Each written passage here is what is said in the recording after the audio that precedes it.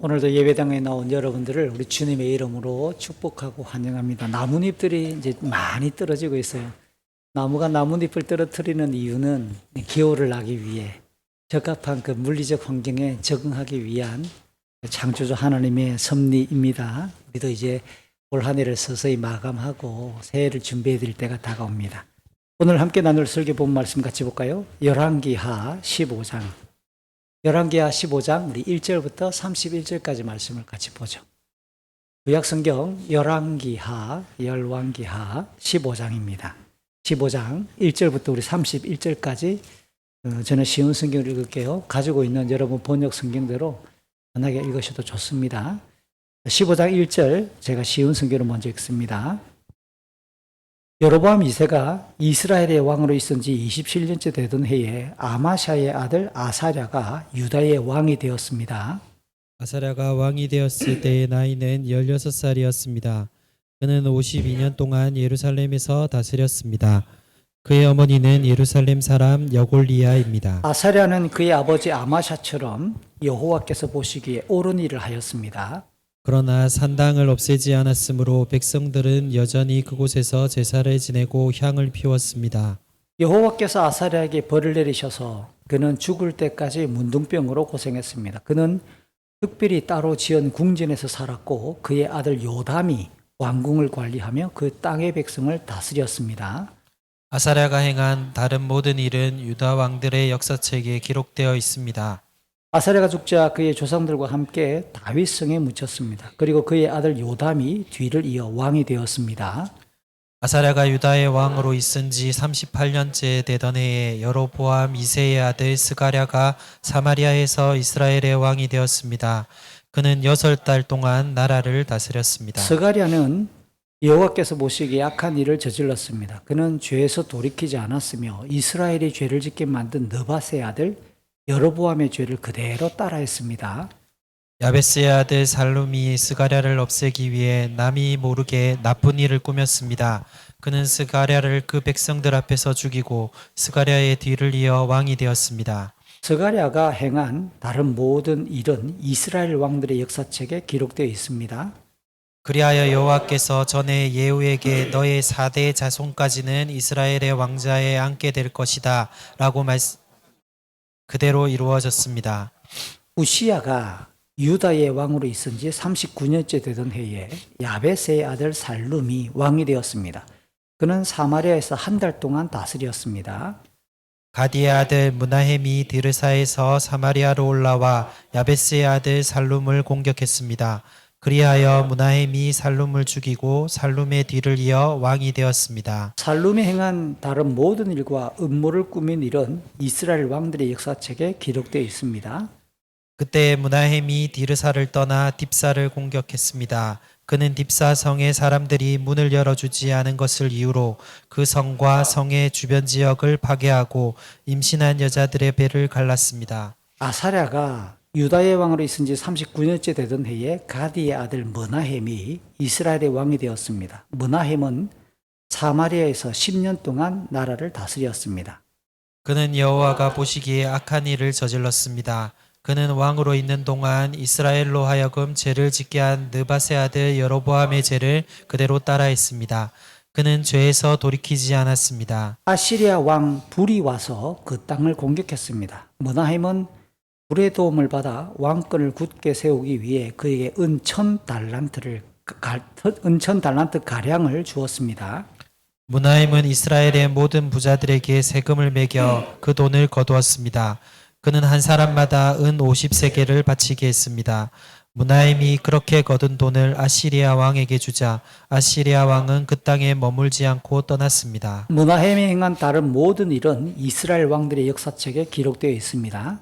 므나헴이 죽고 그의 아들 부가히야가 뒤를 이어 왕이 되었습니다. 아사랴가 유다의 왕으로 있은 지 50년째 되는 해에 므나헴의 아들 부가히야가 사마리아에서 이스라엘의 왕이 되었습니다. 부가히야는 2년 동안 나라를 다스렸습니다. 그는 여호와께서 보시기에 악한 일을 저질렀습니다. 그는 이스라엘로 하여금 죄를 짓게 한 느밧의 아들 여로보암의 죄를 그대로 따라했습니다. 부가히아는 죄에서 돌이키지 않았습니다. 브가히아의 장교인 르말리아의 아들 베가가 브가히아를 배신했습니다. 그는 길르앗 사람 50명을 이끌고 사마리아 왕국에서 브가히아와 아르곱과 아리엘을 죽였습니다. 그리고 베가가 브가히아의 뒤를 이어 왕이 되었습니다. 부가히아가 행한 다른 모든 일은 이스라엘 왕들의 역사책에 기록되어 있습니다. 27절입니다. 아사랴가 유다의 왕으로 있은 지 52년째 되는 해에 르말레의 아들 베가가 사마리아에서 이스라엘의 왕이 되었습니다. 베가는 20년 동안 나라를 다스렸습니다. 베가는 여호와께서 보시기에 악한 일을 저질렀습니다. 베가는 이스라엘로 하여금 죄를 짓게 한 느밧의 아들 여로보암의 죄를 그대로 따라했습니다. 베가는 죄에서 돌이키지 않았습니다. 베가가 이스라엘의 왕으로 있던 때에 아시리아 왕 디글랏 빌레셀이 쳐들어와서 이온과 아벨벳 마아가와 야노아와 에데스와 아솔과 길르앗과 갈릴리와 납달리 온 땅을 점령했습니다. 그리고 그곳의 백성들을 아시리아로 잡아갔습니다. 엘라의 아들 호세아가 르말리아의 아들 베가를 죽이고 왕이 되었습니다. 그때는 우시아의 아들 요담이 왕으로 있은 지 20년째 되던 다 같이 해였습니다. 읽습니다. 베가가 행한 다른 모든 일은 이스라엘 왕들의 역사책에 기록되어 있습니다. 아멘. 무엇을 위해 사는가라는 인생의 방향, 인생의 목적을 다른 말로 소망, 꿈 등의 말로 나타낼 수 있겠다 싶어요. 저마다 무엇을 위해 사는지 인생의 꿈이나 소망이 다 있는데요. 그것을 갈망하는 농도, 강렬함, 그것이 강하면 강할수록 분명히 오늘, 지금 그 사람의 삶의 방식이나 과정에도 선명하게 영향력을 끼칠 수밖에 없습니다. 2년 전인가요? TV의 어느 예능 프로에 남자 유명한 배우가 나와 이야기하는 것이 지금도 귀에 쟁쟁해요. 이 사람은 누구나가 알만한 우리나라의 젊은 배우 중에 한 명이에요. 근데 그가 대개 대역을 맡으면 몸을 움직여서 상대방을 제압하는 액션의 연기가 포함될 수밖에 없으니까 그 액션의 그 연기 능력의 향상을 위해 자기가 배우라는 분명한 정체성이 있으니까 더 잘 연기를 실감나게 하기 위해서 그러다 보면 액션 연기를 하다 보면 넘어져서 다치기도 하잖아요. 부상을 예방하고 동시에 자기의 이런 몸가짐, 몸매를 잘 관리하기 위해 무려 7년 동안 쌀, 그 다음 밀가루로 만든 빵류, 그 다음 감자 등의 탄수화물을 전혀 먹지 않았다라고 이야기를 해요. 그러면 뭐 먹고 살지 싶잖아요. 그런 종류의 탄수화물 외에 그것을 대체하는 또 다른 식품 두부, 곤약면, 달걀, 오믈렛, 고구마 등으로 대체 탄수화물을 섭취했다라고 말합니다.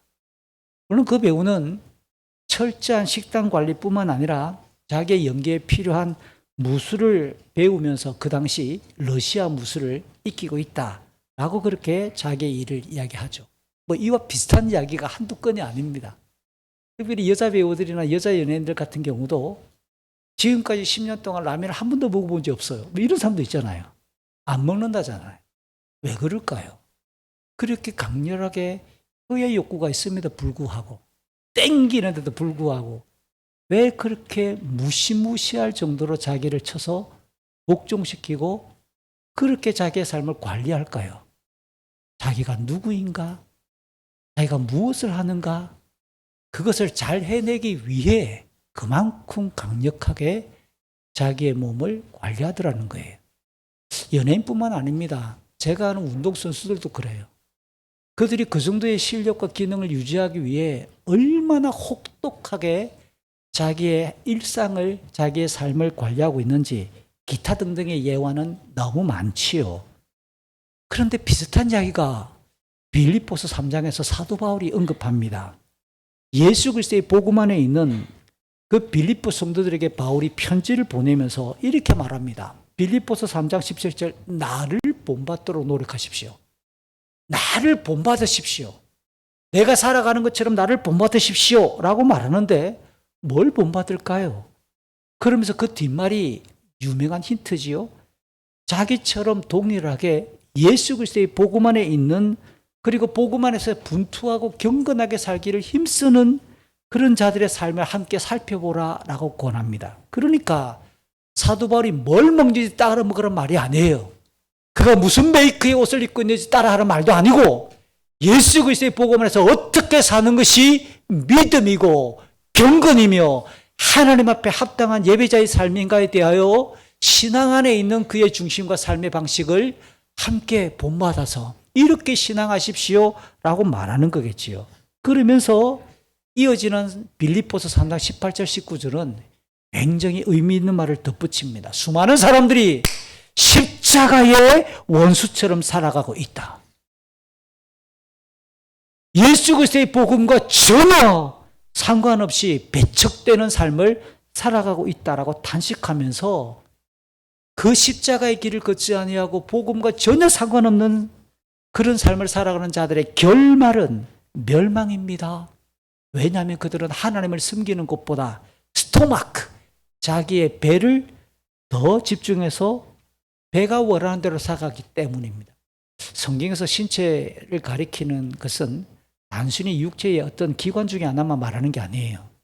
배는 뭘 뜻할까요? 욕구와 욕망을 말하는 겁니다. 타락한 이 땅을 살아가는 데 있어서 그 삶을 움직이 가려고 하는 자기의 욕망, 자기의 욕구대로 살아가지 아니하며, 그렇게 살아가는 사람들을 향해서 욕구대로, 자기 욕망대로 살아가는 사람들은 멸망의 길에 설 것이다. 수치스러운 일을 당할 것이다. 그러면서도 부끄러워하지 아니하고 오히려 그것을 자랑하고 떠벌린다는 거예요. 그들은 오직 세상적인 일, 세상 일에만 관심을 둔다라고 그렇게 바울이 덧붙여 주지요. 그러면 어떻게 살아야 될까? 이 질문에 사도 바울은 빌립보서 3장 20절 21절에서 이와 같이 말을 해요. 화면에 떴는데요. 한번 같이 읽습니다. 우리의 시민권은 하늘에 있습니다. 우리 구주 예수 그리스도께서 하늘로부터 다시 오시는 날을 우리는 기다립니다. 그분은 우리의 죽을 몸을 변화시키셔서 그분의 영광스러운 몸과 같이 바꾸어 주실 것입니다. 모든 만물을 다스리는 그분의 능력이 우리를 변화시키실 것입니다. 바울이 이 말을 하면서 눈물로 호소를 합니다. 예수 그리스도를 믿는 성도, 복음 안에 있는 성도의 삶이 어떠해야 될 것인가에 대해서 정말로 간절하게 충심을 다하여 예수 그리스도가 이 땅에 다시 오십니다. 우리는 이 땅의 삶이 끝이 아니라 이 땅을 넘어 하나님의 영광에 이르게 되었습니다. 그 영광을 소망하는 삶을 제시하는 거예요. 따라서 우리 성도들은 이 땅의 가치, 또 이 땅에서 주어진 삶의 환경 안에서만 우리는 묻히거나 그것이 전부 다인 것처럼 착각할 필요가 없다라는 겁니다. 갈라디아서 5장 2절 이하를 보면 바울이 그런 말을 하죠. 자기 일을 열심히 돌아보면서 책임을 다할 뿐만 아니라 다른 사람의 일도 돌아보아야 합니다. 자기의 생각, 자기의 삶의 바운더리, 우리 가정의 일, 우리 가족의 일, 그것에만 갇혀있지 않고 우리에게 줄로 재어주셨던 삶의 환경 안에서 우리의 이웃들과 믿음의 식구들과 함께 호흡하며 살아가는 이 땅 지구촌 위에 있는 삶이 무엇인가 전체에 대하여 똑같이 관심을 기울일 때 그것이 예수 그리스도의 법을 이루는 길입니다 라고 말하는 거예요. 하나님께서 기뻐하시는 삶이란 구약 다니엘의 말을 인용하면 진리와 공의와 그 하나님의 본성인 사랑의 길로 수많은 사람들을 이끌 때, 사람들을 옳은 대로 이끌 때에 그는 영원토록 하늘의 별처럼 빛날 것이다 라고 그렇게 우리에게 확인시켜 줍니다. 오늘은 거창한 주제의 이야기를 꺼냈는데요. 오늘 본문을 그와 같은 주제를 읽고자 하는 거예요.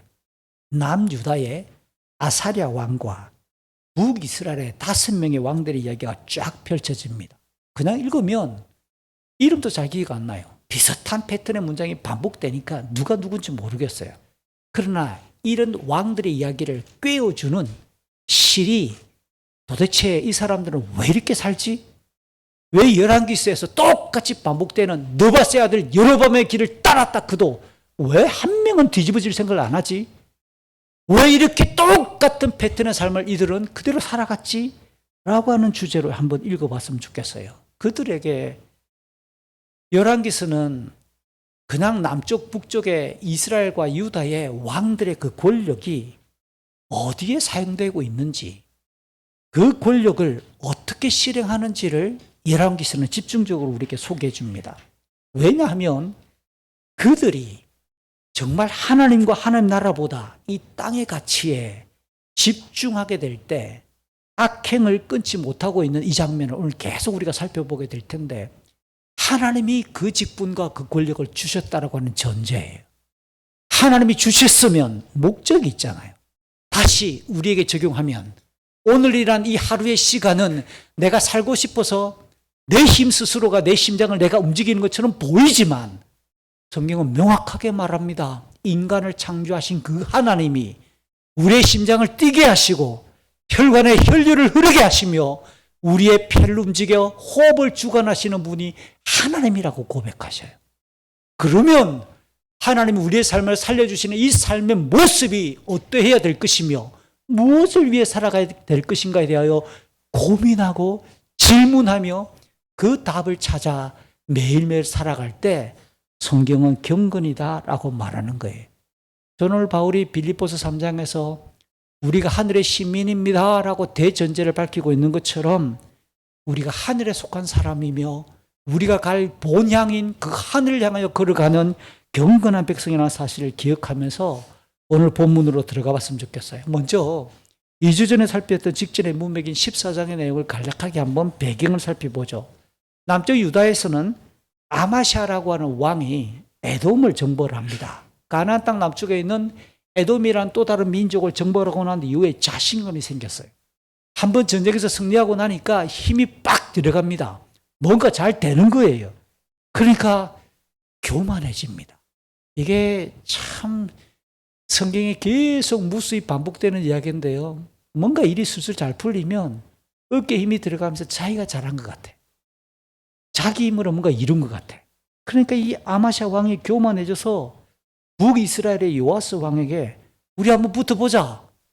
이렇게 그냥 이 자만심과 자기의 이름을 드러내고자 하는 마음들을 가지고 전쟁을 벌였다가 패퇴하지요. 그리고 북이스라엘에는 여로보암 2세가 이야기가 좀 많이 나왔는데요. 이 사람이 통치하는 동안 굉장히 나라가 커집니다. 무려 다윗과 솔로몬의 시대만큼 북이스라엘 영토가 저 북쪽까지 확장되면서 어마어마한 번영과 형통을 누리게 돼요. 그런데 성경은 본문은 하나님께서 그렇게 자기 백성을 불쌍히 주셔서 그렇게 힘을 주셨다라고 말하는데 이 북쪽의 여로보암 2세 역시 교만해집니다. 그러니까 자기 힘으로 이룬 것 같아요. 그래서 역시 또 범죄하는 이야기였지요. 결국 인생이 설교를 시작할 때 말씀을 나누었던 것처럼 하나님의 주인 되신 주권, 하나님이 지금 일하고 계시다라는 하나님의 일하심을 인정하지 않으면 인간은 항상 자기 잘난 체 할 수밖에 없어요. 자기가 교만하고 자기에게 집중하며 자기와 관련되는 것만 우겨 살려고 하는 욕망이 있습니다. 그런 것을 경계해야 될 것을 함께 나누었었죠. 이제 이어진 오늘 본문의 1절과 2절을 보니까 북이스라엘의 여로보암 2세가 27년째 다스리고 있을 때에 남쪽에는 아마샤의 아들 아샤라가 16살의 그 나이로 유다의 왕이 되어서 무려 52년 동안 예루살렘에서 다스렸다라고 기록합니다. 그의 어머니가 예루살렘 사람 여골리아다라고 간단하게 안내해 주죠. 이 아사랴가 다스렸던 52년이라고 하는 이 기간은 지금까지 가장 긴 시간이에요. 그리고 열왕기 상하 전체를 통해서 다 21장에 나오게 있는 히스기야의 아들 므낫세가 55년을 다스린 것에 이어서 3년 차이지요. 유다와 이스라엘 남북 전체를 통틀어서 기간만 따지면 2위에 해당할 만큼 어마어마한 장수를 누렸던 왕입니다. 하지만 이 아사랴는 아버지 아마샤야와 함께 공동으로 25년 정도 통치를 하고 52년 중에서 그다음 말년에는 아들 요담하고도 10년 정도 공동 통치를 해요. 아버지하고 25년, 뒤에는 아들하고 10년, 52년 중에 35년을 빼고 나면 혼자 왕위를 이어서 통치했던 것은 17년 정도 밖에는 안 되는 거죠. 그러나 어쨌든 그가 16세부터 시작해서 나라 일을 살핀 것은 사실이고 아버지와 함께 다스렸어도 권세를 실행했던 막중한 위치에 있었으면 분명하잖아요. 이 아사랴 이름의 뜻이 너무 좋아요. 아사랴라고 하는 이 이름의 뜻을 분석하면 여호와께서 도와주셨다라고 하는 매우 경건한 이름입니다. 이 아사랴가 이사야서나 역대기서나 우리 오늘 열왕기서도 마찬가지인데요. 아사랴란 이름이 또 다른 이름으로 함께 등장하면서 이름이 두 개가 밝혀져요. 아사랴 말고 또 하나 등장하는 그의 이름은 우시야라고 하는 이름이 나옵니다. 우시야라는 이름도 너무 좋아요. 여호와가 나의 힘이다. 여호와께서 나의 힘이시다라는 의미로 굉장히 아사랴나 우시야 둘 다 굉장히 의미가 너무 신앙적이죠.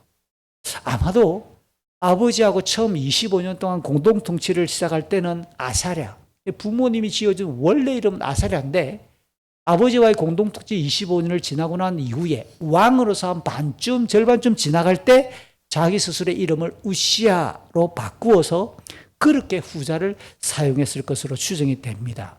과연 그 이름대로 이 아사랴에 대한 전반적인 평가가 3절과 4절이지요. 아버지 아마샤처럼 여호와께서 보시기에 옳은 일을 했다라고 정리해 줍니다. 다만 산당을 없애지 않아서 백성들이 그곳에서 제사를 지내고 향을 피우는 등 율법은 산당에서 하나님을 예배하라 이런 말이 전혀 나오지 않는데 율법이 제시하지 않은 형태로 백성들이 방만하게 백성들이 스스로 자율적으로 엉뚱한 방식으로 하나님을 찾는 등의 종교 행위를 이었던 불경건한 형태를 막지 않았다라고 덧붙여 줍니다. 그러다가 갑자기 5절은 너무 뜬금없고 당혹스러운 문장이 이어져요. 아니 하나님 보시기에 잘했다며 하나님 보시기에 칭찬할 만한 왕이었다며 그런데 5절 여호와께서 갑자기 아사랴에게 벌을 내리십니다. 죽을 때까지 나병으로 고생했다. 여러분 이 나병이 지금은 정복된 질병이에요. 정복되어져서 예방약도 있고 치료약이 있어서 정복이 됐어요. 그러나 우리가 아는 것처럼 나병은 인류 사회의 가장 끔찍했던 질병 중에 하나잖아요. 그래서 이 아사랴도 죽을 때까지 나병으로 고생을 했고 죽을 때까지 특별히 지은 궁전에서 살았으며 그래서 아들 요담과 함께 공동통치를 왕은 왕궁을 떠나 특별히 지었던 궁전으로 빠져나가고 아버지가 살아있으나 아들 요담이 왕궁을 관리하면서 백성을 다스리는 일이 함께 한 10년 정도 지나가는 거예요. 우리가 아는 것처럼 율법에 의하면 이 나병은 누가 판결을 내리냐면 의사 선생님이 나병 이렇게 진단하고 딱 병명을 지시해야 되는데 그게 아니에요. 제사장이 현상을 관찰합니다. 그 몸이나 여러 상황을 진단을 하고 제사장이 판결을 내리는 거예요. 레위기 13장 14장이에요. 제사장은 하나님 앞에서 백성들의 영적인 상황을 중보하고 안내하는 목회자예요. 제사장이 내린다? 그러니까 이거는 나병이 단순한 바이러스에 의해서 발병하는 이스라엘 사회에서 적어도 그런 병이 아니라 하나님의 섭리 속에서 하나님이 허용하시는 발병, 질병. 그러니까 이거는 언약적인 하나님의 진노이고 하나님께서 그 개인에게 내리시는 심판의 한 유형이라는 거예요. 그 질병에 걸린 자는 부정하다라고 선언되면서 그가 사용했던 모든 물건도 똑같이 부정하기 때문에 그 사람이나 그가 사용했던 물건과 접촉이 일어나면 똑같이 부정이 전염된다라고 가르쳐요. 그래서 나병으로 판정된 사람은 가족이나 마을 안에 살 수가 없는 거예요. 격리될 수밖에 없죠. 따라서 아사랴도 왕궁을 떠나 자기의 질병과 관련되는 이것 때문에 격리되어야 되니까 별궁에서 생활할 수밖에 없었겠지요.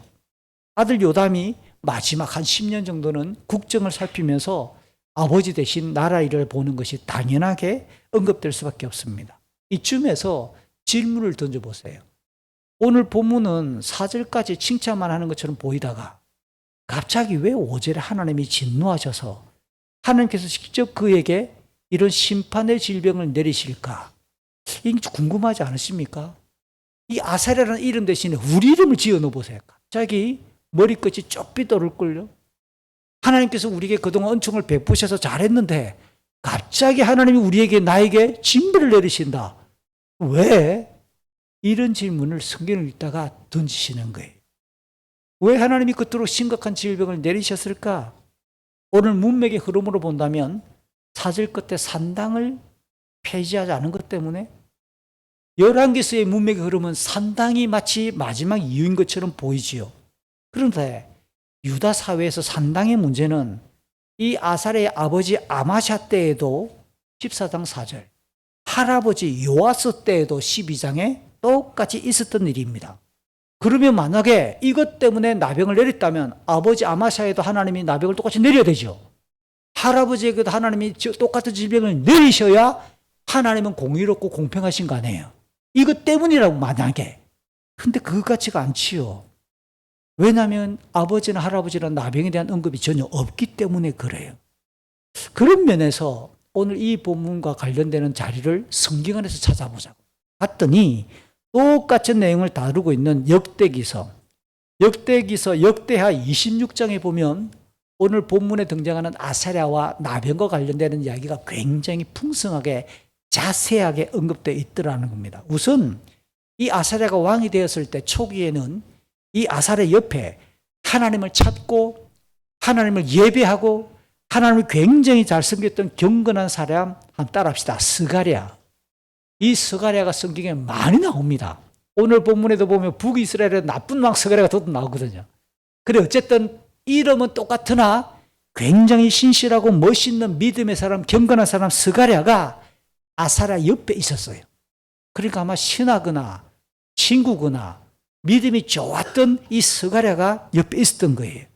그래서 이 스가랴가 있는 동안에는 아사랴가 하나님을 두려워하고 하나님을 섬기며 하나님을 예배하는 일에 스가랴의 도움과 안내를 많이 받았다라는 겁니다. 그래서 하나님이 이 아사랴에게 도와주시고 은혜를 베푸심으로 가나안 서쪽에 있는 블레셋을 정복합니다.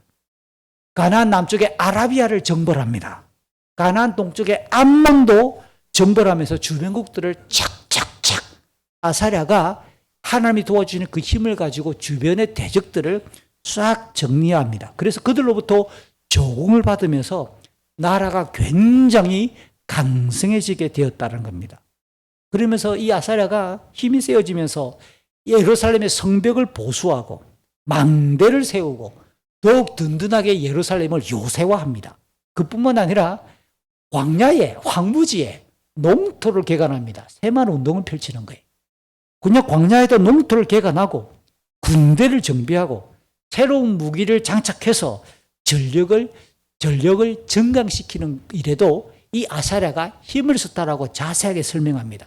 한마디로 이 아사랴가 여호와 하나님을 경외하는 신앙인이었고 그런 하나님이 도와주시는 은총 속에서 지혜롭게 국력을 키운 왕으로 역대기서는 그를 설명해 주는 겁니다. 그러니까 그의 이름이 멀리까지 주변국들까지 쫙 퍼져서 난리가 난 거죠. 아사랴 이름이. 그런데 하나님이 도와주셔서 그랬다잖아요. 이렇게 하나님이 은혜 주셨던 그의 번성과 강성함이 어떤 결과로 이어지느냐? 교만해지는 거예요. 그가 힘이 세지고 나니까 더 이상 하나님을 섬기지 않고 교만하게 됩니다. 역대하 이전에 26장 16절 이하를 보니까 이제 교만해지고 어깨가 힘이 딱 들어가니까 어떻게 돼요? 제사장만 출입할 수 있는 성전 안에 있는 성소로 자기는 제사장이 아닌데 성소의 문을 열고 제사장 쑥 들어가 버리는 거예요. 그리고 성전 안에서 하나님께 피워 올리는 향도 제사장만 피우게 되어 있어요. 출애굽기 30장과 민수기 16장에는. 근데 왕이면서 자기가 불을 지피고 향을 밝히면서 이렇게 분향을 합니다. 그 뒤를 따라 제사장과 대제사장 80명이 따라 들어와서 왕이여! 이러면 안 된다고. 이건 넘지 말아야 될 선을 넘는 거라고. 하나님이 정해주신 법을 당신은 넘어서는 안 된다고. 80명의 제사장이 따라 들어와 왕을 만류합니다. 그러면 미안하고 나가야 되잖아요. 그런데도 불구하고 고집을 피우고 제사장들을 뿌리치고 불을 붙이려고 분향을 하는 순간 갑자기 그의 몸에 나병이 발병했더라. 이게 역대기가 가르쳐주는 아사랴의 나병이 발병한 과정입니다. 결국 하나님의 도우심과 은혜를 진실하게 경배하지 않고 자기의 능력, 자기의 판단, 그것을 너무 과신한 나머지 하나님의 말씀도 하나님이 세우신 법마저도 가볍게 여기는 죄악을 범한 거죠. 아마도 이렇게 인생이 변하는 변곡점에 초기에 그에게 영향을 미쳤던 경건한 사람 스가랴가 아마 중간쯤 죽었을 가능성이 높지요. 스가랴라고 하는 이 신실한 사람이 없으니까 그는 그의 경건이 변질되고 넘어지는 과정으로 갔을 가능성이 굉장히 충분한 이유가 있어 보입니다. 여기서 또 한 가지 질문이 생겨요. 그럼 오늘 열왕기로 돌아옵니다. 왜 열왕기서는 5절에 역대기서가 풍성하게 안내해주는 이런 역사적인 배경을 왜 안 실었을까? 왜 4절과 5절 사이에 열왕기서는 이것을 뺐을까? 아무런 설명도 없이 갑자기 여호와 하나님이 그에게 나병의 질병을 내리셨다. 이 한 줄로만 끝낼까요? 왜 그럴까요? 그건 열왕기서가 어떤 맥락으로 이 성경이 기록되고 있는가라고 하는 열왕기서라는 성경의 특징을 여러분이 간파할 필요가 있습니다. 지금까지 오늘 46번째 열왕기서를 살피고 있어요. 열왕기 상부터 열왕기 하까지.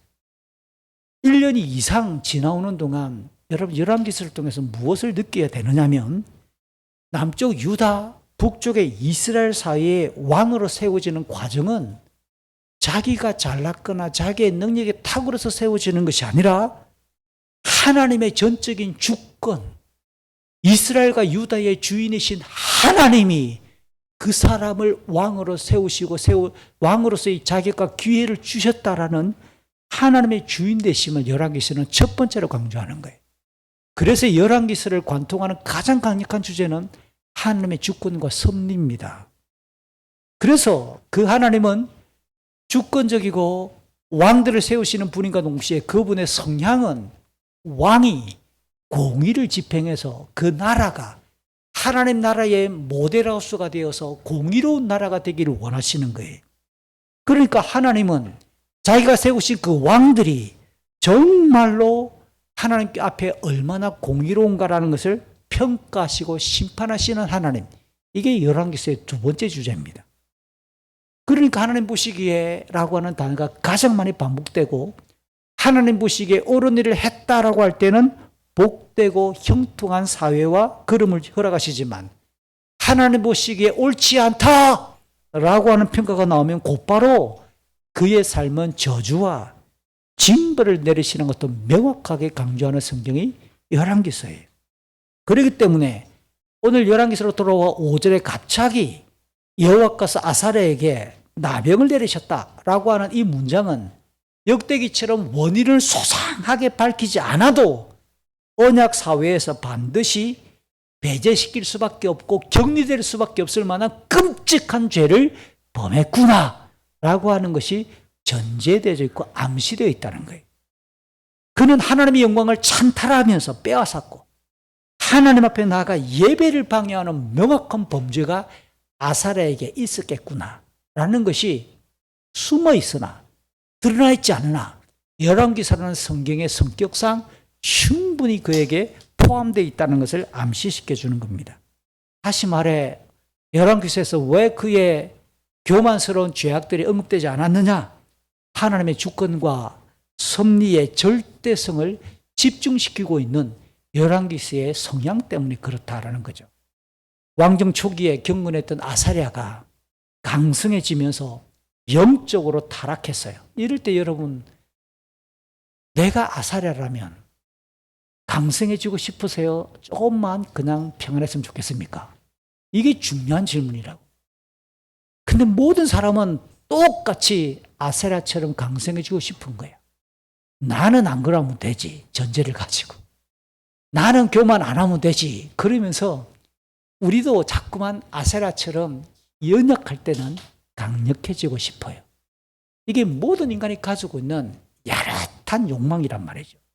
52년 동안 그가 통치합니다. 52년. 이 길었던 통치의 다양한 일들은, 나머지 일은 오늘 보면 6절과 7절에서 말을 합니다. 유다 왕들의 역사책에 기록되었고, 그가 죽은 뒤 아들 요담이 즉위해서 다윗 후손의 다스림은 계속 이어집니다. 오늘 조금 전에 제가 여러분과 함께 나누었던 이 질문이 사실은 30년 전에 처음 신학교를 갈 때 제 마음속에 품었던 마음 중에 하나예요. 어떤 분이 그럽니다. 이제 교사를 그만두고 신학생이 되어서 가난한 전도사의 길에 들어서니까 개인적으로 후원을 하고 싶대요. 그 당시 10만 원이면 물가 계산 30년 전에 10만 원이면 지금 10만 원보다는 꽤 높은 금액입니다. 제가 전도사로 받았던 첫 월급이 40만 원이었거든요. 그렇게 10만 원이면 제 월급의 4분의 1입니다.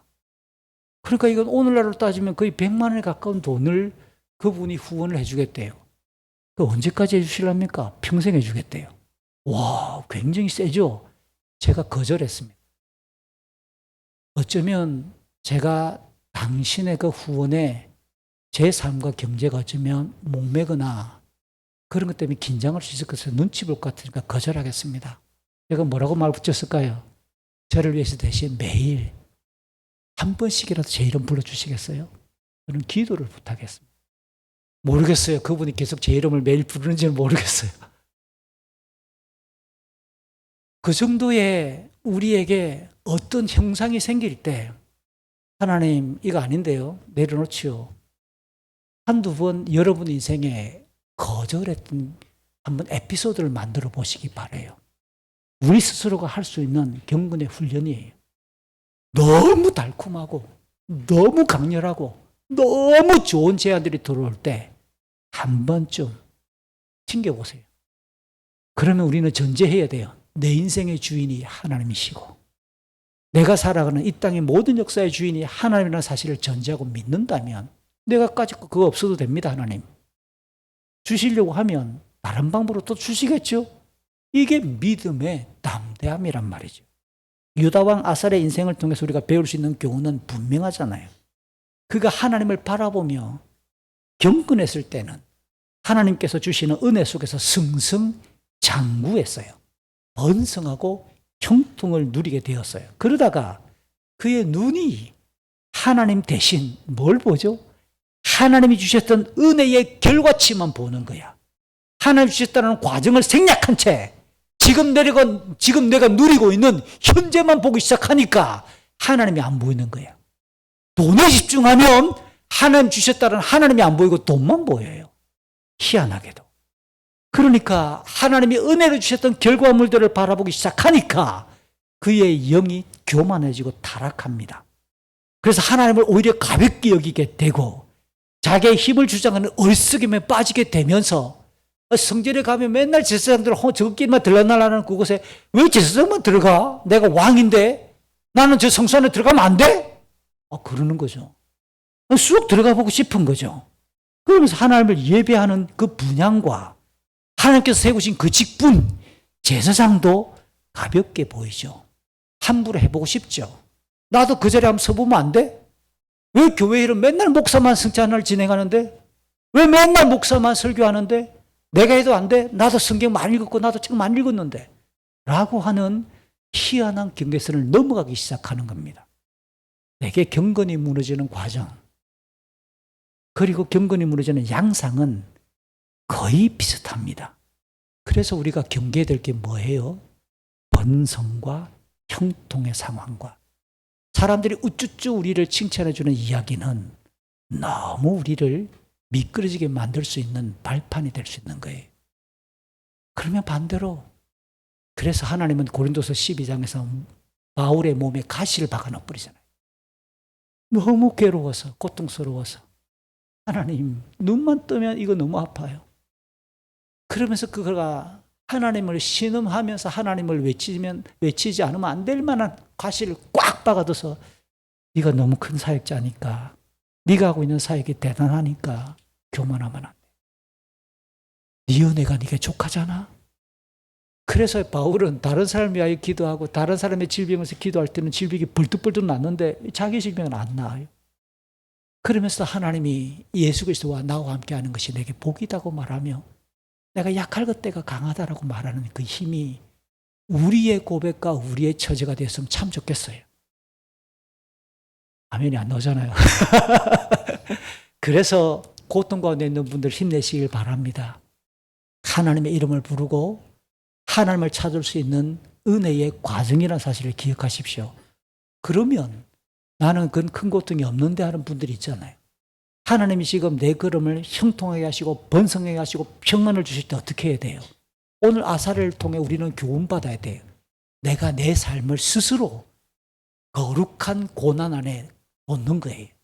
내 삶의 바운더리를 쳐서 하나님께서 기뻐하실 만한 삶으로 내 것을 스스로 잘라내고 이거 하나님께 드릴게요.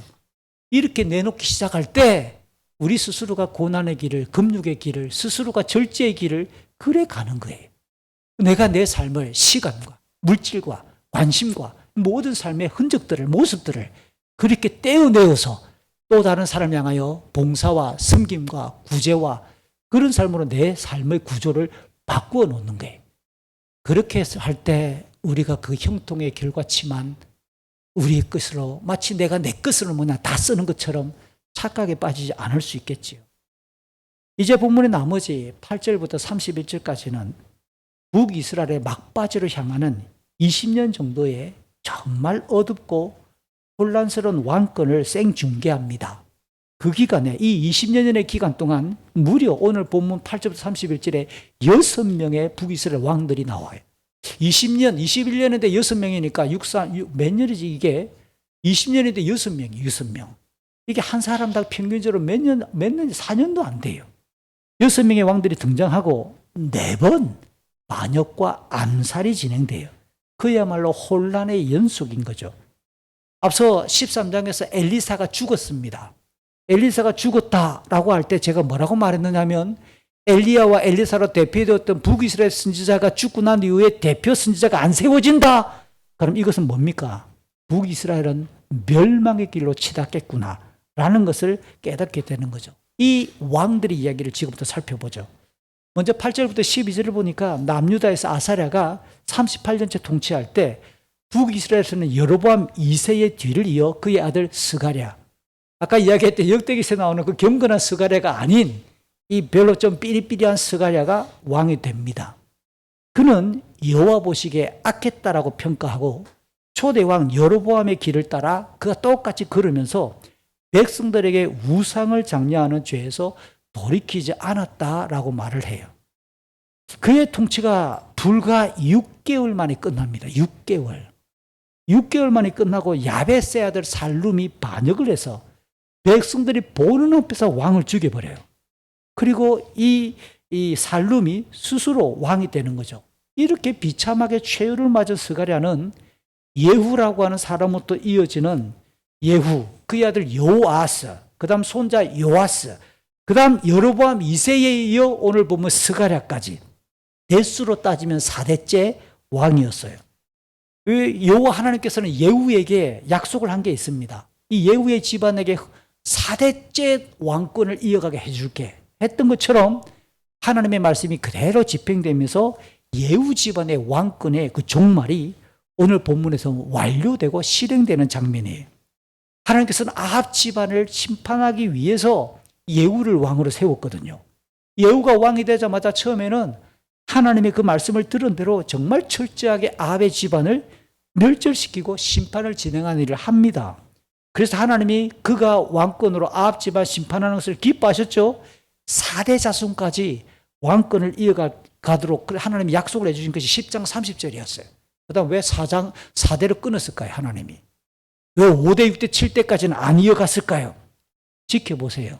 근데 놀라운 거는 예후가 왕이 되고 난 이후에 하나님 말씀을 들었던 그대로 잘했는데 갈수록 이 사람이 하는 일은 율법을 따르지 않아요. 하나님 말씀을 따르지 않고 백성들에게 우상을 장려하는 여로보암의 죄를 답습했더라. 그리고 그의 아들, 손자, 고손자, 오늘 스가랴까지 모두가 예외 없이 우상을 장려했던 여로보암의 길을 똑같이 걸었더라. 하나님이 그의 왕권을 예뻐할 수가 없잖아요. 그래서 4대 만에 그의 집안이 끝나는 언약적 징벌이 임한 겁니다. 두 번째, 오늘 보면 13절부터 15절에 보니까 야베스의 아들 이 살룸의 통치를 개관하는데요. 그런 유다의 아사랴의 통치 39년에 스가랴를 반역해서 왕좌에 앉았지만 얼마 만에 끝나느냐? 1개월 만에 끝나요. 한 달 만에. 그리고 가디의 아들 머나헴에 의해서 살해되는데 이 살룸의 이름 앞에 야베스의 아들이라는 단어가 10절, 13절, 14절 네 번이나 야베스의 아들, 야베스의 아들 이렇게 붙어요. 이 두 가지인데요. 야베스가 쉬운 성경이나 개역 성경 번역대로 누구의 아들이니까 아버지가 야베스 있겠다. 야베스를 인물로 만약에 이해할 수도 있으나 이 야베스가 길르앗 건너편, 요단강 건너편 길르앗 땅에 야베스라고 하는 마을도 있었어요. 만약에 이 야베스를 길르앗 야베스 지명으로 읽으면 어떻게 읽을 수 있느냐면 이 아들이라는 표현을 길르앗 야베스 출신의 살룸 이렇게 읽을 수도 있어요. 이게 왜 그러냐면 이제 본문 뒤로 넘어가면 베가라는 사람에게 적용될 수 있는데요. 요단강을 중심으로 20년 동안 이렇게 사마리아를 중심으로 북이스라엘 왕권이 혼란스러울 때 강 건너편에는 또 다른 세대의 왕 같은 노릇을 하는 사람이 있구나. 왕궁이 혼란스럽고 권력이 자꾸만 바뀌면 변방에는 어떻게 됩니까? 왕 같은 사람이 또 있는 거예요. 그만큼 왕권이 약해질 가능성이 높다라는 것을 볼 때 본문 전체 흐름상 길르앗 야베스 출신의 살룸이라고 읽어도 무방할 만큼 그 정도의 해석이 따릅니다. 어쨌든 이후에 혼란스러운 상황을 보면 사마리아를 중심으로 하는 북이스라엘 왕권이 요단강 건너편에는 원활하게 적용되지 않고 있는 모습들을 발견하게 됩니다. 어쨌든 살룸이라는 사람이 한 달밖에 통치하지 못했다라는 것은 역대급이죠. 열왕기상 16장에 제일 짧았던 북이스라엘 왕 시므리 일주일 만에 끝났던 왕이 있어. 그 왕의 시므리에 의해서 두 번째로 최단기간 통치했던 사람이 오늘 본문에 나오는 살룸이에요. 거듭 강조하지만 열왕기서라고 하는 이 성경은 인생과 역사의 주권자가 하나님이심을, 언약의 하나님이심을 강조해요. 하나님은 실수가 없으십니다. 완전한 공의와 완전한 인자심으로 무궁하신 분이잖아요. 그것을 반영해서 여호와 보시기에라는 문장이 열왕기 상하에서 가장 중요한 핵심 문장입니다.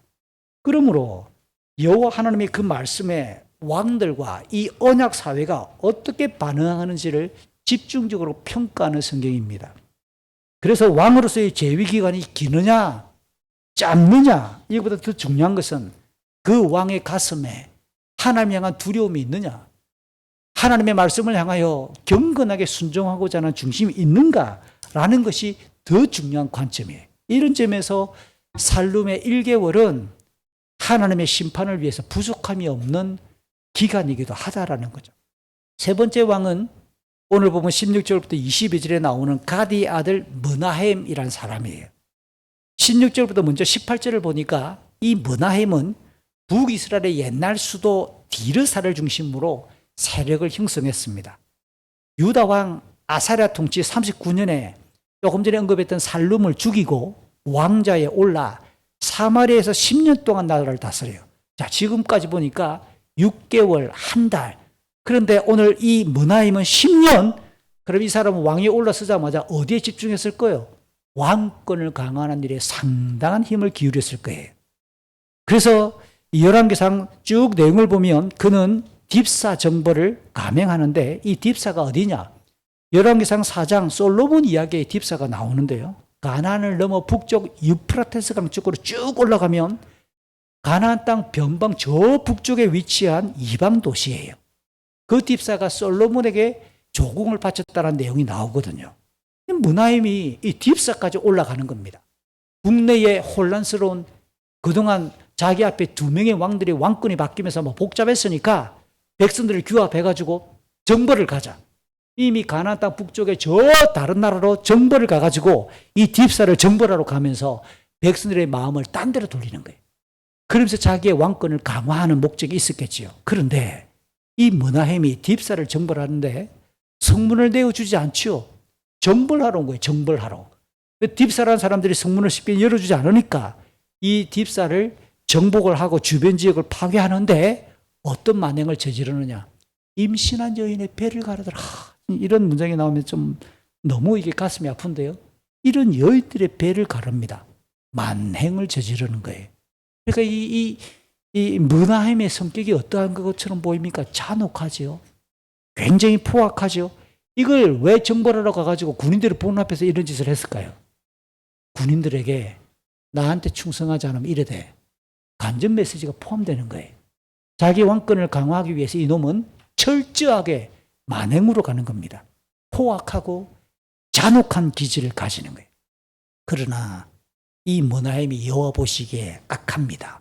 똑같이 여로보암의 길을 그대로 따라갑니다. 히브리 성경을 보니까 모든 날 동안이라고 하는 부사가 딱 붙어 있어요. 그러니까 이 문하임은 10년 동안 다스리면서 단 하루도 예외 없이 모든 날 동안 죄에서 돌이키지 않았고 정말 하늘 향한 경외감이 한 번도 없었다. 단 한 번도 자기가 왕이 되는 과정에서 하나님을 떠올린 적이 없다라고 하는 것을 18절까지 보여줘요. 자, 이 문하임의 10년 통치 기간에 주목할 수 있는 또 하나의 사건이 발생하는데 19절과 20절입니다. 아시리아의 역사 속에서 가장 강력한 왕 중에 한 명이었던 부르라고 하는 왕이 있었어요. 이 불이 서쪽으로 정복 행진을 쭉 벌여오다가 드디어 북이스라엘까지 왔습니다. 이 불의 원래 이름은 디그라 빌레셀, 29절에 보면 디그라 빌레셀이라는 왕 이름이 나와요. 이 사람은 아시리아 역사에서도 손꼽힐 만한, 우리나라로 치면 세종대왕이나 광개토왕쯤 돼요, 과거에. 그 정도로 유명한 왕이었어요. 이 왕은 18년간 통치를 하는데요, 혼란스러웠던 아시리아 내부를 완전히 장악하고 바벨론 지역을 딱 장악하면서 불이라고 하는 호칭을 싹 바꾸어서 불이란 자기 이름을 그렇게 사용하기 시작하죠. 그래서 주변 지역을 쭉 정벌하며 제국화를 진행했던 아시리아의 영웅이기도 합니다. 열왕기서가 이 본문보다는 한참 뒤에 기록이 완성되었으니까 기록될 당시에 디그라 빌레셀보다 불이란 이름으로 더 널리 알려졌으니까 아마 이렇게 불이라는 호칭이 본문에 표기되었을 거예요. 이처럼 아시리아의 왕 불이 1차로 이스라엘을 침략했을 때 문하임이 어떻게 반응할까요? 바짝 이 아시리아 왕에게 엎드립니다. 부자들에게 각각 은 50세겔씩을 거두어요. 그래서 얼마나 거두었느냐? 1000달란트를 거두어서 아시리 왕에게 딱 갖다 바칩니다. 고대 세계에서 이 세겔이라고 하는 단어, 달란트라고 하는 단어는 무게이면서 화폐 단위로 함께 사용되어졌어요. 그런데 시대마다, 사회마다, 나라들마다 그 무게나 가치가 왔다리 갔다리 해서 정확하게 환산하는 것은 쉽지 않아요. 율법 레위기 27장에 있는 내용을 한번 참고해 보면 20세에서 60세에 해당하는 성인 남자, 제일 힘을 많이 쓰고 생산력이 제일 높은 나이잖아요. 이 한 사람의 몸값, 20세에서 60세까지 성인 남자의 몸값을 은 50세겔로 규정을 해요. 이 내용을 보면, 그리고 1달란트가 세겔로 바꾸면 3000세겔 또는 3600세겔쯤 됩니다. 이걸 가지고 추정하면 이 문하임이 아시리아 왕에게 갖다 바쳤던 은 1000달란트는 성인 남자 6만 명의 몸값, 6만 명의 몸값, 우리 6만 명의 직장인의 연봉, 이거 한번 따져보세요. 이거 어마어마한 돈이죠. 그 정도의 돈을 갖다 바친 셈입니다. 그랬더니 이 아시리아의 불왕은 그 돈을 받고 큰 난동 없이 그냥 쑥 떠나가 주는 거죠. 이 문하임과 관련된 다른 이 내용들은 뭐 그냥 이렇게 그들의 역사책에 기록되어 있어요. 그러나 명백하게 이 문하임이 딥나성을 정복하는 거랑 오늘 아시리아 왕에게 바짝 엎드리는 이 두 가지 내용을 가만히 보면 자기 힘, 난폭했던 자기 기질에 충실했던 사람, 사람의 힘과 땅의 권력에 순응하는 지도자, 그는 언약의 백성을 다스릴 만한 영적인 자격은 하나도 갖추지 않은 사람.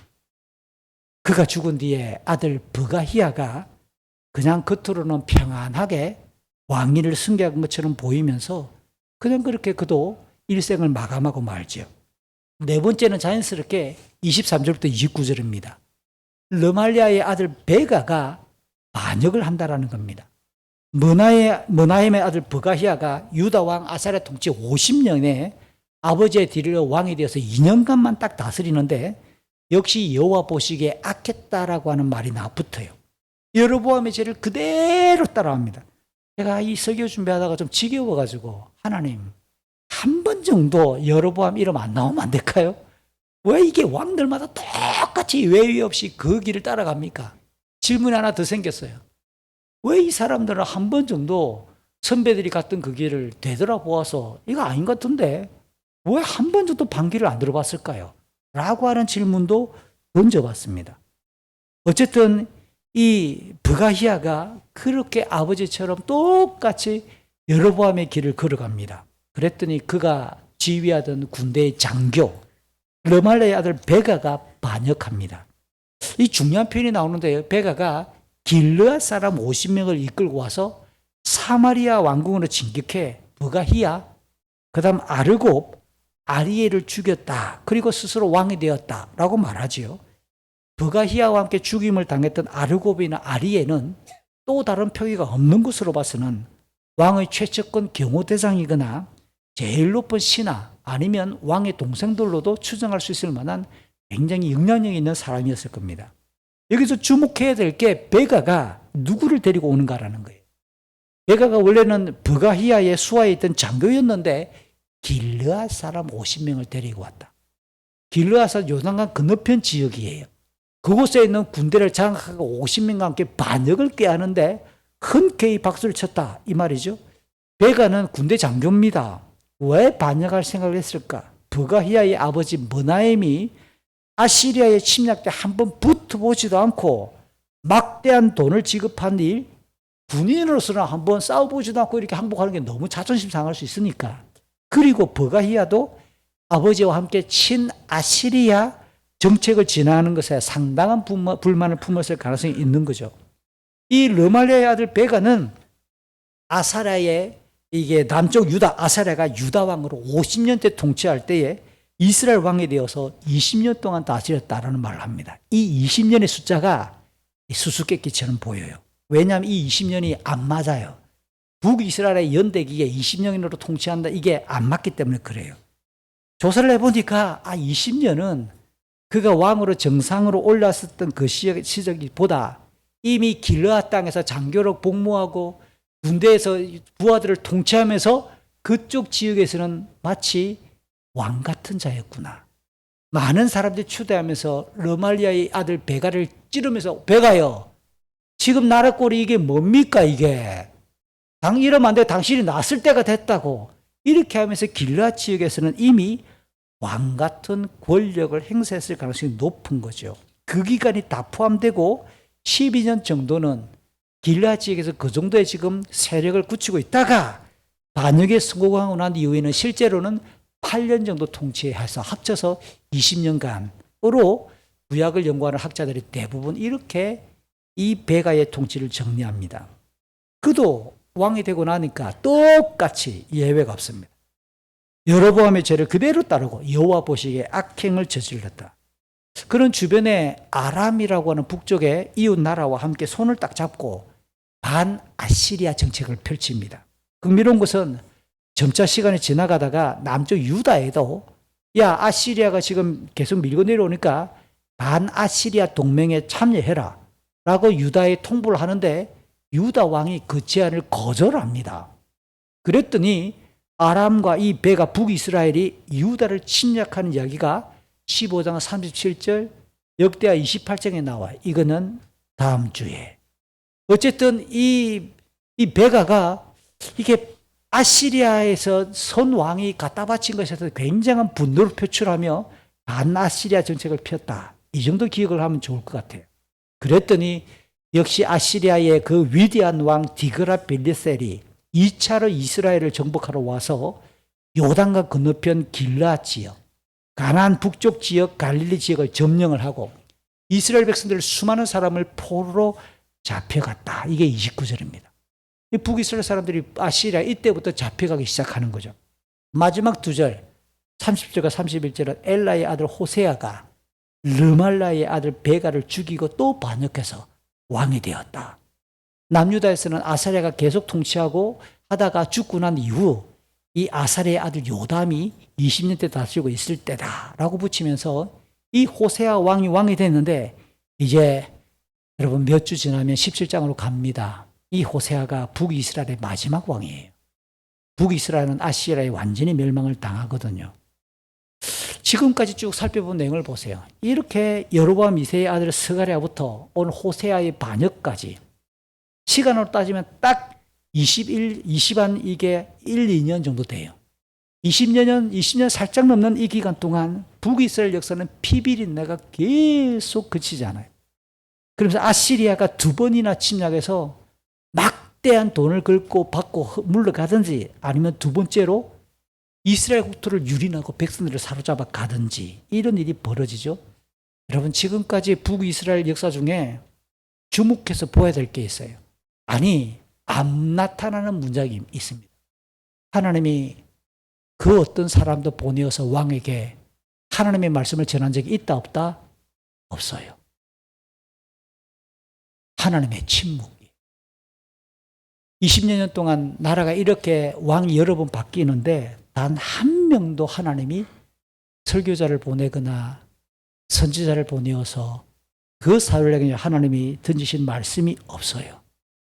제가 여러분에게 오늘 말씀을 전하면서 정말 여러분 가슴에 평생 동안 꼭 새겨서 들어주셨으면 좋겠다 싶은 많은 문장. 하나님을 바라보지 않을 때, 하나님의 말씀이 내 귀에, 내 가슴에 들려오지 않을 때, 하나님의 말씀에 대한 감동이 없을 때 영적인 위기입니다. 꼭 기억하십시오. 내가 지금 어둠이구나. 그래서 우리는 습관처럼 이번 가을을 지나며 내가 어떤 말씀이 가장 감동이 있었지? 11월을 지나며 어떤 말씀이 나에게 힘이 되었지? 이번 주간을 지나며 하나님의 말씀이 어떻게 내 생각과 내 삶에 힘이 되지? 하나님의 말씀이 내게 울림이 없을 때 그거는 영적인 어둠이다, 위기다 라는 것을 꼭 기억하시길 바라요. 왕들은 그저 눈에 보이는 왕의 자리, 보좌만 집중해요. 자기 힘만 의지해요. 그 결과 그들은 모두 이 멸망의 길을 달려갔다라는 거죠. 지금까지 살펴본 본문은 남유다의 아사랴가 하나님을 경외하고 경건할 때 하나님의 도우심으로 번성하고 강성했지만 막강한 권력과 힘에 주목할 때 교만해지고 하나님과 율법과 성전의 규례를 깡그리 무시하는 징벌받은 이야기였죠. 또 하나 북이스라엘의 5 왕들 스가랴, 살룸, 머나임, 버가야, 베가의 이야기를 쭉 살폈는데요. 이들도 왕권만 지향을 해요. 그러다 보니까 악행을 그치지 않지요. 그게 목적이니까. 자기 자리만 지키려고 하잖아요.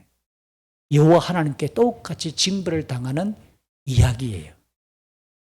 다시 설교를 시작할 때 했던 말로 돌아오면 우리의 인간의 삶이 창조주 하나님을 바라보지 않을 때, 하나님 뜻을 바르게 파악하지 못할 때 필연적으로 자기의 육체적인 욕망, 이 땅과 관련되는 가치를 추구할 수밖에 없다라는 거예요. 그런데 베드로 사도가 베드로서 3장에서 이와 같이 말합니다. 이 세상과 땅에 속한 것들은 예수님께서 다시 오실 때 모두 불타 없어질 것이다. 이 땅에 속한 것에 집중했던 우리 인생도 똑같이 허망하게 멸망할 것이다. 베드로후서가 기록되었던 1세기에서 불이 가지고 있는 그 의미는 소멸입니다. 소멸, 사라지는 거예요. 또 하나는 정결케 하는 거죠. 쇳덩어리를 불 속에 집어넣어 불순물을 태워 없애는 거예요. 그러니까 주님께서 이 땅에 오실 때 불타 없어진다라고 하는 것은 하나님께서 기뻐하시지 않을 만한 삶의 모습은 다 없어지는 거예요. 그러면서 정결하게 변화될 것을 가리킵니다. 베드로서 3장 7절 10절이죠. 우리가 살고 있는 이 세상은 불로 멸망당할 것이다. 마지막 심판날에 하나님을 믿지 않고 거역한 사람들과 함께 멸망할 것이다 라고 말합니다. 그날은 도적같이 임한다고 베드로 사도가 붙이며 그때 하늘이 큰 소리를 내며 풀어질 것이고 하늘에 있는 모든 것들 불에 녹을 뿐만 아니라 땅에 있는 모든 것들도 불타버릴 것이다. 물리적으로 우리 인간이 살아가는 이 땅의 환경을 말합니다. 더 나아가면 사람들이 눈에 보이는 것들을 추구하는 이 세상의 가치도 이 불타 없어질 것들로 함께 적용할 수 있겠지요. 사도 요한도 같은 말을 합니다. 사도 요한도 요한일서 2장 15, 16, 17절 우리가 잘 아는 내용이에요. 세상에 있는 것들을 사랑하지 마십시오. 세상을 사랑하게 되면 그 마음속에 하나님의 사랑이 없게 됩니다. 이게 수수께끼예요. 우리는 자꾸만 내가 이것도 하고 싶고 하나님도 사랑할 수 있다고 자꾸만 착각하려고 하는 거예요. 두 개 다 할 수 있다고 생각하는 거예요. 그러나 성경은 그렇게 말하지 않아요. 이 세상을 사랑하게 되면 하나님을 향한 우리의 집중이 흐트러지고 약해지는 거예요. 그러면서 이 세상에 있는 것이 뭐냐? 육신을 즐겁게 해주는 것. 우리의 몸과 우리의 삶을 즐겁게 해주는 쾌락이죠. 두 번째, 눈을 즐겁게 해주는 것. 뭡니까? 내가 좋은 대로 사는 거예요. 남들 우리를 좋다고 칭찬해주면 그것을 따르고 싶은 거예요. 그 다음, 삶에 대해 자랑하는 거래요. 나는 저 사람보다 잘 사는 것 같아. 내가 이쯤 살면 되는 거 아니야? 내 인생이 이쯤 되면 뭐 이제 발 뻗고 좀 내가 괜찮게 사는 거 아니야? 삶에 대해 자랑하는 거예요. 그러나 이 모든 것들은 뭐지요? 다 사라지게 될 것이다. 하나님 뜻대로 행한 것만 남고 하나님과 관계없는 불경건한 목적으로 이루어져 있는 것들은 하나님 주신 은총에 불과한데 그것을 자랑하고 있으면 멸망할 것이라고 말하는 거예요. 다시 질문합니다. 그럼 우리는 무엇을 바라보며 살아야 될까? 우리는 어떻게 살아야 될까? 사도 바울이 가르친 것처럼 우리의 시민권은 하늘에 있습니다. 아멘. 그러므로 우리는 하나님의 백성이라는 이 정체성을 견고하게 유지해야 돼요. 우리는 하나님의 사람들이다. 동시에 하나님께 주실 영광의 면류관을 소망하면서 우리를 통하여 복음의 향기가 퍼져가는지 늘 점검해야 돼요. 우리를 통해 하나님의 이름이 여전히 드러나고 있는가? 내가 예수 그리스도의 복음이 퍼져가는 그 향기의 역사에 함께 포함되고 있는가? 내년에 읽을 책들을 올해 쭉 선정을 하면서 이런 분도 있네. 이렇게 사는 분도 있네. 그러면서 조금 그런 꿈도 가져봐요. 우리 교회인들 중에서 우리 교회 성도들 중에서도 참 이런 꿈을 가지고 있는 분이 나타나면 참 좋겠다 라고 싶을 만한 분들의 이야기들이 왕왕 있어요. 저는 여러분들에게 나눠드립니다. 조금 기도와 여러분의 마음의 폭을 넓혀주십시오. 우리의 가족, 우리 교회를 벗어나 고통하는 우리의 이웃과 이 땅에서 하나님 나라가 이루어지길 바라는 영역이 무엇인가에 대해서 조금만 더 관심을 열어주시면 지금 우리가 살고 있는 모습은 대체적으로 너무 형통하고 번성해요. 근데 멈추고 있어요. 하나님이 은혜를 주신 것이 분명한데 거기서 멈춰버려요. 흘러가지 않아요. 하나님 나라가 흘러가고 하나님의 존귀한 이름이 드러나고 퍼져갔으면 좋겠는데 멈춰지고 딱 경계선에 그냥 고정되어 있는 듯한 느낌? 그래서 우리에게 종종 하나님께서는 경건한 삶으로 안내합니다. 애써서 눈이 뻔하게 보일 만한 고난과 경건과 희생의 길을 하나님 앞에 먼저 두드려서 걸어가도록 우리에게 은혜 주시고 감동하시는 분이시죠. 경건한 삶 속에서 마주오는 고난을 피하려고 하지 맙시다. 내가 이 길을 선택하면 고난이 오고 희생이 있는데 그러니까 가는 거죠. 십자가를 주님의 우리를 초대하는 거잖아요. 그래서 그 고난의 길을 우리는 분명히 힘들고 고달프지만 가는 거예요. 제가 마지막으로 여러분과 나누고 싶은 말씀이 잘 아는 바울의 고백입니다. 디모데서 4장 5절 그리고 7절과 8절을 보니까 고난받는 것을 두려워하지 말자고 그러잖아요. 복음을 전하는 일에 우리가 힘쓸 뿐만 아니라 하나님의 종이고 하나님의 사람이라는 정체성을 가지고 꿋꿋하게 그 길을 걸어가자고 격려하잖아요. 그래서 바울이 말합니다. 선한 싸움이다. 달려가야 될 길이다. 믿음을 지키는 길이다. 그런데 우리에게 뭐가 남아요? 영광의 면류관이. 의롭게 살았다는 표시로 우리에게 주실 영광의 면류관이 우리에게 있다는 사실을 믿음으로 확인하고 이 11월 마지막 주간도 내가 걸어가는 길, 나는 무엇을 바라보고 있는가를 냉철하게 보면서 내년에 개인과 가정의 여러 일정들을 세우실 때 부디 하나님께서 기뻐하실 만한 기지개를 좀 켰으면 참 좋겠어요. 함께 기도하겠습니다. 오늘 들었던 말씀을 여러분 기억해 주시기를 바랍니다. 혹시 어떤 말이, 오늘 본문의 내용에 어떤 내용들이 우리의 가슴에 울림이 있고 남아 있습니까? 여전히 싸우고 있는 고난의 문제도 있고, 계속해서 우리가 믿음의 결단을 해야 될 일들도 남아 있고, 그에 비해서도 우리는 자꾸만 버릇대로 안주하려고 하죠. 형통에 그냥 머무르려고 하죠. 조금 더 많이 가지고 조금 더 많이 누리는 일에 집중하려고 하죠. 그러나 성경은 우리에게 하나님께서 우리 인생의 주인이시며 우리의 모든 걸음을 인도하시는 주관자라는 사실을 가르치면서 하나님이 기뻐하시는 의와 선과 경건의 길로 우리를 격려합니다. 하나님, 좀 부담스럽고 두렵지만 그 길을 내가 걷습니다. 걸어갈 힘을 주십시오. 우는 자들의 소리가 들리게 해주시고 웃는 자들을 함께 기뻐하게 해주시고, 주님, 함께 이 땅에서 하나님 나라를 일구하는 위대한 역사에 내 호흡도 내 기도도 내 삶의 한 줌도 하나님 보태지게 해주십시오. 그래야 하나님께서 기뻐해 주십시오. 우리 사랑하는 자녀들에게도 요청합니다. 여러분의 인생과 그 젊음이 어떻게 드려지고 싶습니까? 하나님 여러분의 삶을 통해 무엇을 원하실 것 같습니까? 하나님, 나를 통하여 하나님의 영광이 나타나게 해주십시오. 같이 한번 기도하겠습니다. 존귀하신 아버지 하나님, 감사합니다. 오늘도 열왕기서의 말씀을 함께 나누며 그저 자기의 관심과 자기의 삶에만 갇혀있던 사람들이 하나님과 전혀 상관없이 살아가는 저들의 모습을 우리가 함께 봅니다. 아버지, 우리의 걸음을 기억해 주시고 우리의 삶을 이어가실 때에 우리를 통하여 하나님의 영광이 나타나게 해주십시오. 하나님의 이름이 거룩하게 드러나는 그 역사에 쓰임받게 해주십시오. 주님 은혜로 주신 것들에 그냥 파묻히지 아니하도록 도와주시고 우리의 생각과 우리의 계획과 우리의 걸음들이 하나님이 기뻐하시는 참으로 거룩한 열매를 향하여 달려갈 수 있도록 도와주시옵소서.